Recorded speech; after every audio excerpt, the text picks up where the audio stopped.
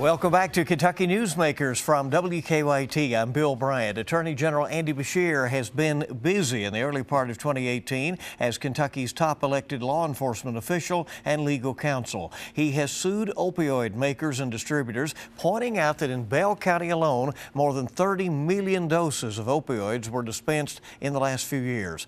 Beshear has also sided with state retirees and teachers in the public pension debate.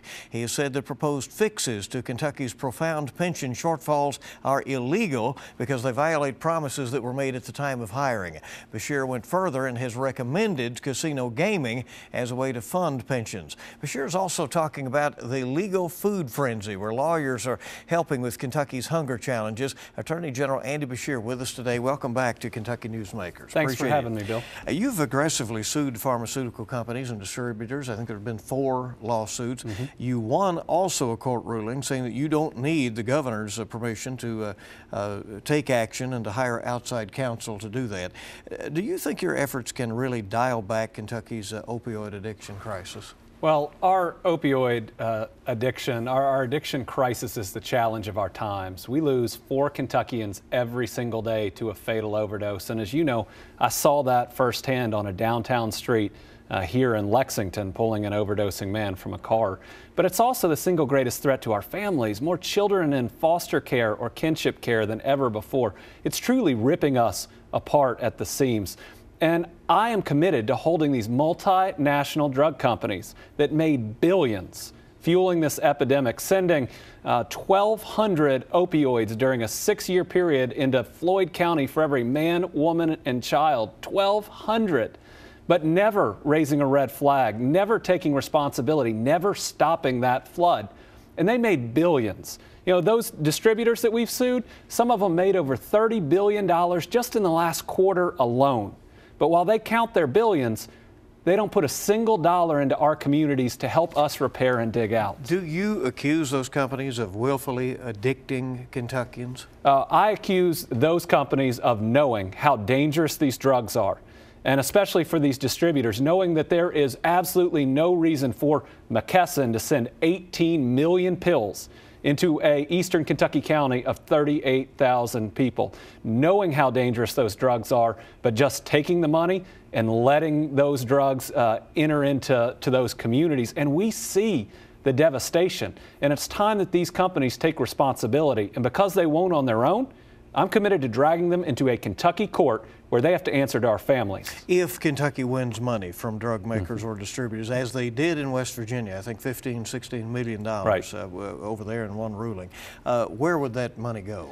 Well, we have supported a bill that has both some Democratic and some Republican sponsors right now that would require every dollar that we would secure in these opioid lawsuits to go to addressing the addiction crisis.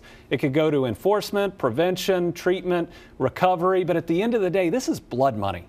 This is blood money. These companies have made profits off of our misery, and anything we recover needs to go back and address the addiction and the widespread devastation. And no matter what we recover, it's never going to bring back somebody's son or daughter that they've lost, but it might just prevent that next child from being lost. Do you think if there is a win and there's punitive action, that then will prevent the companies from continuing to do as you accuse them of? That's certainly my hope, and we've seen our pressure already causing some positive changes. You know, last year, Endo Pharmaceuticals, one of the companies we've sued, pulled Opana ER, an incredibly dangerous drug, off the market. Purdue Pharma just announced that they are cutting their entire marketing force that was out there trying to convince doctors to prescribe their drugs. So we're seeing some change, but not enough.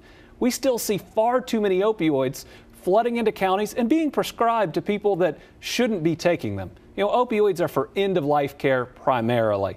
And the fact that some people are getting them just for headaches shows we still have a long way to go. Well, we have so many people fighting addiction. Justice Secretary Tilley says something has to be done because too many people are just simply being warehoused. They're being sent to prison and not really getting the treatment they need. He says Kentucky will flat run out of prison beds by May of 2019. That's next year, unless something gives. Do you support his efforts to reclassify some crimes, including drug possession and maybe even even increasing the threshold for the felony thefts and this sort of thing to alleviate that issue? Well, Bill, this probably won't shock you, but Secretary Tilley hasn't included us on any of those conversations. But I think with what we are facing right now, we've got to go through and look crime by crime at the punishments that are right now available under law. And for many of those, we need to look at those crimes and say this person needs treatment. They need inpatient treatment, but the best inpatient treatment is most likely not going to be in that jail. Now, I do believe when we look at criminal justice, we also ought to look at some crimes that are out there that don't carry the punishments that they deserve. You know, we spend a lot of time catching these internet predators, people who try to solicit children online and then show up thinking they're going to pay to violate a child. And thankfully, we're there. Right now, that is a Class D felony, meaning they're only looking at 1 to 5 years. They are one step away from traumatizing a young child forever. And so when we go through and we look at these, we need to address our prison population, but we also really need to look at what is the appropriate punishment for what crime. I know the human trafficking issue becomes more of a concern as we approach Derby season in Kentucky, unfortunately. It does, but people need to understand that trafficking occurs every day in every community across Kentucky. If you look at the last month alone, we achieved a guilty plea for a former Northern Kentucky district judge, 21 felony counts, 19 victims, many of them human trafficking. A few days after that, in February, we indicted a man in Franklin County who was from Kansas. He was going to fly to Kentucky thinking he was going to buy an 11-year-old girl. A couple days after that, we arrested 2 people who were trafficking 2 16-year-olds in downtown Louisville. And then in the farm machinery show, we made 17 arrests along with LMPD for human trafficking, and none of those arrests were people from outside of Kentucky. So your viewers, Kentuckians need to know that there is no such thing as a child prostitute. That child is a victim who needs our help. And people need to call if they see something that looks strange or different, because that call might just save that child's life. Mr. Attorney General, tens of billions of dollars is owed in pensions in the state, or will be. That's the obligation over the years to come that the state doesn't have set aside. Retired state workers and teachers very closely watching the attempt to address this that's going on in the legislature right now. You have said that some of the proposed fixes that change the promises that were made to those state workers and teachers at their time of hire would be illegal. Yes. What people need to understand is decades ago, the General Assembly made a promise. They said if you dedicate your life to public service, if you spend decades teaching our children in our schools, protecting our families through law enforcement or being a firefighter, protecting neglected children as a social worker, that while we won't pay you nearly what your service deserves, we will guarantee you a safe and solid retirement. And the legislature didn't just make that promise, they made it into a contract. And then they passed that contract into law. And then when they passed it into law, as a part of that law, they made it what's called inviolable, which means it can never be broken. And it's pretty simple. They said the inviolable contract, the benefits that we can never break, will fall between KRS X and KRS Y, and those are the statutes. Well, the changes that Senate Bill 1, the Senate version of the pension bill, wanted to make violate that inviolable contract in up to 21 substantial ways. These are promises that cannot be broken, and in the end, taking someone who is already retired and cutting their benefits after they put in their service is not just wrong, it's also illegal. And if we look forward, especially with teachers and law enforcement, the way out of our pension crisis isn't to pay them less for doing such an important job. The real solution is to find a dedicated revenue stream, because otherwise, no matter what they do this session, Bill, 2 years from now, we're going to be having the same discussion. So you seem to be on 2 tracks here. You're saying that the state could lose lawsuits, and so basically acting as legal counsel, you're advising lawmakers of that. And then you have recommended casino gaming as a potential funding source. Right. Do you intend to be both legal and strategic for them in that regard? Well, if the current Senate Bill 1 is passed, it will be challenged in court, and the Commonwealth will lose. lose. Not only is it unlawful, but it won't work, meaning that nothing will be fixed. And the legislators should know that already. But if they don't want to listen to the recommendations that I have about revenue, they're going to end up being asked that question by a court. Will you be in a difficult position, though? You defend the Commonwealth, right? And so if this comes to be a lawsuit, you would have to defend the law, right? My job as Attorney General, under what the Supreme Court has ruled, is I'm the people's lawyer. And my first job is always to stand up for the Constitution and the law. And the parts of government come second to that. So, Bill, if they pass Senate Bill 1, I will sue over Senate Bill 1 because it is unlawful. I will oppose that bill.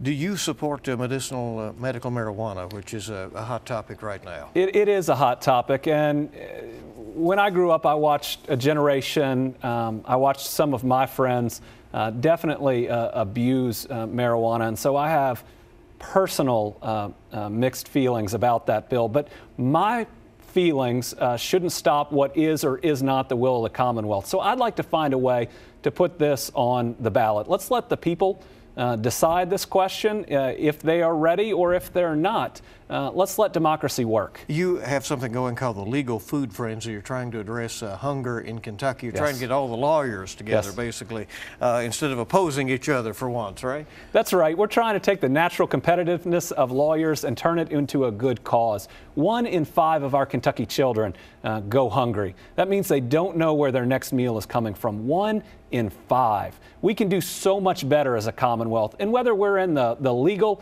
or another industry, we've been blessed with that security of knowing where our next meal comes from. So we're trying to come together and make sure that every Kentucky child has enough to eat. Do you intend to seek re-election next year, or are you interested in the governor's race? You know, we still haven't sat down and made that decision. I'm committed to doing what's right for the people of Kentucky. I look around Frankfort, though, and I am very disappointed by the tone and tenor that I see. I see our governor and some others calling teachers disgusting or uninformed. Listen, I'm a product of Kentucky's public schools. Henry Clay, right here in Lexington. I think that they are amazing. And regardless of what the next election brings, it's time for our elected officials to start acting like grown-ups, to set the type of example that our kids deserve, whether that's on Twitter or on the news. Attorney General Andy Beshear, thanks for coming. We appreciate it. Thank you. Stay with us now. We're back on WKYT's Kentucky Newsmakers in a moment. Welcome back to Kentucky Newsmakers, and we're glad you're here. Hope you're enjoying your weekend. WKYT investigative reporter Miranda Combs stays busy asking tough questions that haven't been answered. Sometimes she knocks on doors that others haven't and looks up records to get the real story. This week she aired a story on Kentucky's elected constables. It is an office that's part of the 1890s Constitution that is not subject to many of the state's mandated training requirements for law enforcement. Miranda's joining me right now. We're also going to be taking a look at an extended piece that you did on this. What prompted your look at constables? We had been wanting to look into it for a while, and then a resident of Bath County emailed us and had kind of a launching off point for the story. So we thought, well, we could use her example and her incident with a Bath County constable to kind of broaden it and tell the whole story of how the constables work in Kentucky, because there's a lot of confusion. Even in Bath County, where we did the story, the county attorney used our story to look into who has the oversight over constables, and turns out nobody does. They're elected officials. And within a district, within a county, is what they're doing. Yes, there's 3 in Bath County, technically, yeah. So, and there's several in Fayette County, and that was something that came up in the story as well. Some constables do it right. We're not saying they're all doing it wrong, but the ones that are doing it wrong do raise a question of, is this okay when you know that they have no training in law enforcement? And as you said, on occasion, there are those who have had the training, maybe in a previous experience in law enforcement, maybe have very professional cars, even uniforms and that kind of thing, but that's often not the case. That's often not the case. We want to take a look at your piece and we'll discuss it some more. Central, South, and West. In just about any region, we can tell the stories of constables up to no good. This one, in Muhlenberg County, took a bribe from an inmate and his girlfriend. This one in Clark County sold drugs for money. And down south in Laurel County, this one was convicted of reckless homicide. it's stories like this that give constables a bad name. Most definitely. Fayette County Constables Jeff Jacob and Edward Sparks know they are different than most of the 500-plus constables in the state. Unlike a lot of counties, Jacob and Sparks have limited themselves mostly to serving court papers, even though under state law they have the same powers of police and sheriff's deputies. It's just that they aren't trained the same, and they know it. It's very difficult to be professional in a one-person department. Why would he say that? Well, because there are other constables out there that choose to go beyond serving papers, and that's legal according to state law, but it doesn't sit well with everyone. Did he tell you that he was the constable? He announced that he was constable multiple times. The Richards live on Sunset Drive, just outside of Owingsville. It was dark when they heard a car speeding by. He was going too fast to stop, so he crashed in the yard over here and came up into the yard about 50, 60 feet or so. The car was stuck. The Richards came out to help, and Alicia Richards says they all realized the driver shouldn't be driving. He had no clue where he was. He said, I thought this was an interstate ramp at one point, so he was clearly lost and very, very confused. Did not need to be driving at all. Alicia called Back County 911. While they were waiting for KSP and a sheriff's deputy to arrive, someone else showed up. Constable Gordon Schwartz. Alicia didn't know who he was or recognize the uniform. He came out in his pajamas and was like, okay, well, we need to pull him out. How'd you know it was his pajamas? They were like UK striped pajama pants. She says Constable Schwartz kept demanding for the Richards to help pull the driver out of the mud. Listen to this fourth 911 call from the Richards' house that night. We called for a sheriff a while ago, and there's a constable out here. He's just making matters worse. Get a sheriff out here now. Do you understand me? And I don't understand why a constable was sent at all. Well, I can tell you from experience, I never sent a constable. Okay. This man has screamed in her face and everything. The constable got very aggressive and kind of tried to bully us into pulling him out. And we told him. What? He said, I'm the constable and my orders are going to be followed and I'm here to help with this and I want him pulled out right now. So we called Constable Schwartz. He admitted to showing up not because dispatch told him to, but because he heard it on his personal scanner. Is that typical of a constable? Well, we reached out to the Bath County Sheriff's Office to discuss this, but they didn't return our calls. Constable Schwartz says he was just trying to hold the driver there until the sheriff's deputy arrived. He says he wasn't trying to let him go. He says he didn't arrest him because he didn't have anything to arrest the driver with, because Schwartz stopped by in his mom's car. So what happened to the driver once the deputy and KSP officer showed up? Oh, he was put in jail for 9 different charges, including driving while under the influence of drugs and alcohol. We uncovered Constable Schwartz hasn't taken any training with the Kentucky Constables Association. Constable Sparks is the association's public information officer. Yeah, the only place the constable's training is kept and located at is usually within the Kentucky Constable Association. Sparks says complaints like the Richards are the most common kind the association gets about constables, but they've never gotten any complaints against Constable Schwartz. Many times the complaints we see is it's how the constable treated the person. The association has record of Schwartz joining when he was elected in 2015, but he hasn't done a thing since with the Constables Association, and Kentucky law says that's perfectly fine. Right now, here's all it takes to run for constable. You won't see any training requirements highlighted, but look at what they can do. The same things as a trained police officer. Everything from make an arrest to serve a warrant. I've had county attorneys tell me that they will not prosecute an arrestee who is arrested by a constable because they don't know proper police procedures. Rich Ornstein is the attorney for the Kentucky Association of Counties and has been pushing for years for more requirements for constables. Having untrained peace officers can lead to greater liability and also to unsafe situations for your citizenry. Most constables around the state do a great job. They are an asset to their community. They work with their sheriff's department, they work with their police departments, and when you have somebody that wants to be on an island by themselves and not get training, not try to be more professional, it makes us all look bad. Miranda, what is said about the fact that this is another police officer on the streets to help keep order out there? It says that if people want this changed, it's going to take a constitutional amendment. And this is no different than sheriffs. Sheriffs aren't required to have any training either. So it brings up an interesting point, and this is something that's come up in the legislature for a number of years, wanting to change the Constitution. This legislative session, Representative Koenig out of Northern Kentucky, he tried to make it so they could at least have their arresting powers taken away, constables would, but that didn't go anywhere either. So a lot of people complain about it, but at the same time, a lot of people don't want change. So you said with the sheriffs, they're not required to be trained either. But their deputies are. But the deputies are, and that is at the Department of Criminal Justice Training in Richmond. They go the same place that the officers go. Right, and I had some constables tell me during this story, especially the Fayette County ones, that they do want training, but they can't get it through EKU for whatever reason. Too many people coming through that are actually going to be police officers or sheriff's deputies. I don't know exactly what the stoppage is there, but they welcome the training, but they're just not able to get it. Well, very interesting.